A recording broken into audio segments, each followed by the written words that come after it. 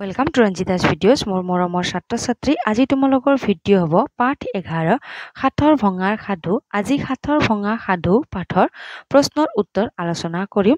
মৰমৰ ছাত্ৰ ছাত্ৰী নতুনকৈ আহিছা যদি চেনেল সাবস্ক্ৰাইব কৰি থৈ দিবা, নতুন ভিডিঅ' নটিফিকেশ্যন পাই থাকিবা। ভিডিঅ' ভাল লাগিলে লাইকো কৰিবা। আজিৰ ভিডিঅ' আলোচনা কৰোঁ। ক্ৰিয়াকলাপ অৰ্থৰ সৈতে চিনাকি হওঁ আহা। তোমালোকে নিজৰ কিতাপৰ পৰাই মুখস্থ কৰিবা। এতিয়া আমি আলোচনা কৰোঁ 1 নং প্ৰশ্নৰ উত্তৰ। 1 নঙত চোৱা মিলাই লিখা। আমাক ইয়াত মিলাবলৈ দিয়া হৈছে। এটা উদাহৰণ দিয়া হৈছে। পানী মানে জল, সমাৰ্থক শব্দ দিয়া হৈছে। চিত্ৰ মানে ছবি, বহ্নি মানে জুই, ঠাণ্ডা মানে চেঁচা, কৰ্ম মানে কাম, লুণ মানে নিমখ, বাষ্প মানে ভাপ। তোমালোকে ইয়াত লিখিলে কাঠ পেঞ্চিল ব্যৱহাৰ কৰিবা। ঠিক আছে, এতিয়া আমি 2 নং আলোচনা কৰোঁ। 2 নঙত দিয়া হৈছে বুজা আৰু লিখা। গাঁও গাঁৱলীয়া, চহৰ চহৰীয়া, নগৰ নগৰীয়া, দেওবাৰ দেওবৰীয়া। 3 নং প্ৰশ্নৰ উত্তৰ আলোচনা কৰোঁ। প্ৰথমে কোৱা তাৰ পিছত লিখা। ক প্ৰশ্ন, ঋষিৰ দেওবৰীয়া প্ৰিয় কামটো কি? উত্তৰ, ঋষিৰ দেওবৰীয়া প্ৰিয় কামটো হ'ল ছবি অঁকা। খ প্ৰশ্ন, জুৰি বাইদেউকে কলেজত কি পঢ়িছিল? উত্তৰ, জুৰি বাইদেউকে কলেজত বিজ্ঞান পঢ়িছিল। গ প্ৰশ্ন, ঋষিহঁতৰ মাংসৰ আঞ্জাখনত নিমখ কিয় বেছি হৈছিল? উত্তৰ, জুইৰ ওপৰৰ পৰা মাংসৰ আঞ্জা দেৰিকৈ নমোৱাৰ বাবে কেৰাহীৰ পৰা বেছি পানী ভাপ হ'ল, কিন্তু নিমখখিনি ভাপ নহ'ল বাবে কেৰাহীত থাকি গ'ল, ফলত পানীৰ তুলনাত নিমখৰ পৰিমাণ বাঢ়ি আঞ্জাখনত নিমখ বেছি হ'ল।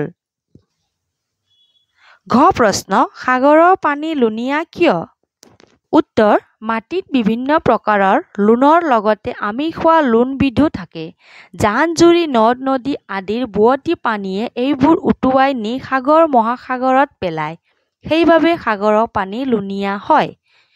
তোমালোকে ওপৰত ইয়াত দিয়াও লিখিব পাৰিবা যদি 3 নং বা 2 নং প্ৰশ্ন আহে উত্তৰত। যদি 1 নং প্ৰশ্নৰ উত্তৰত আহে তেতিয়া তোমালোকে লিখিবা সূৰ্যৰ তপত পানী ভাপ হৈ থাকে বাবে সাগৰৰ পানী লুণীয়া হয়। ঠিক আছে, এতিয়া আমি আলোচনা কৰোঁ। 4 নং বাক্য ৰচনা কৰা। আগৰ দৰে বাক্য ৰচনা কৰিবলৈ দিয়া হৈছে। এতিয়া আমি বাক্য ৰচনা আলোচনা কৰোঁ। বাক্য ৰচনাত চোৱা। সুদুবনি, ৰীতাৰ মনত সুদুবনি সৃষ্টি কৰা কথাটো সীতাক ক'লে। দৌৰা দৌৰি, সীতা দৌৰা দৌৰিকৈ ঘৰলৈ গ'লগৈ। সোৱাদ, মাংসৰ আঞ্জাখন খাবলৈ বৰ সোৱাদ হৈছিল। মহাসাগৰ, প্ৰশান্ত মহাসাগৰ আটাইতকৈ ডাঙৰ মহাসাগৰ। এতিয়া আমি আলোচনা কৰিম। সঁচা নে মিছা লিখা।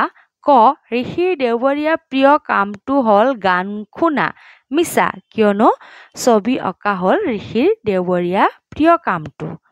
খ প্ৰশ্ন, ঋষিৰ বাইদেউকে কলেজত বিজ্ঞান পঢ়িছিল। সঁচা, আমি প্ৰশ্নৰ উত্তৰতো আলোচনা কৰিছিলোঁ।